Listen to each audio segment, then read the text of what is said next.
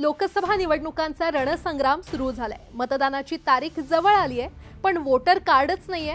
काळजी करू नका, कारण निवडणूक आयोगाने या व्यतिरिक्त इतर 12 प्रकारचे ओळख पुरावे स्वीकारण्याची परवानगी दिली आहे। तुम्हाला मतदार ओळखपत्र डाउनलोड करायचं असेल तर निवडणूक आयोगाच्या अधिकृत वेबसाईटचा वापर करावा।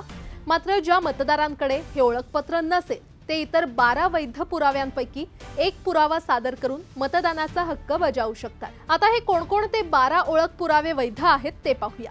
मतदान कार्ड, पासपोर्ट, वाहन चालक परवाना म्हणजेच ड्रायव्हिंग लायसन्स, फोटो असलेले कर्मचारी ओळखपत्र, छायाचित्र असलेले बँकांचे किंवा टपाल कार्यालयाचे पासबुक, पॅन कार्ड, राष्ट्रीय लोकसंख्या नोंदणीद्वारे दिलेले स्मार्ट कार्ड, कामगार मंत्रालयाने दिलेले आरोग्य किंवा विमा smart card, MNREGA job card, छायाचित्र असलेले निवृत्ती वेतन दस्तावेज, खासदार, आमदार किंवा विधान परिषद सदस्य यांना दिलेलं ओळखपत्र आणि शेवटचं म्हणजेच आधार कार्ड। एखाद्या मतदाराने मतदार यादीमध्ये आपला पत्ता बदलला असेल, मात्र नवीन ओळखपत्र मिळालं नसेल, मात्र त्याचं नाव सध्याच्या पत्त्यासह मतदार यादीमध्ये नोंदवलेलं असेल तर जुनं ओळखपत्र वैध असणार आहे। मतदानाच्या तारखेच्या किमान 5 दिवस आधी निवडणूक कार्यालय सर्व नोंदणीकृत मतदारांना मतदान केंद्र, रोल भाग क्रमांक, मतदानाची तारीख आणि वेळ याविषयी माहिती असलेल्या माहिती स्लिप वितरित करणार आहे। याविषयी तुम्हाला आणखी काही माहिती हवी असेल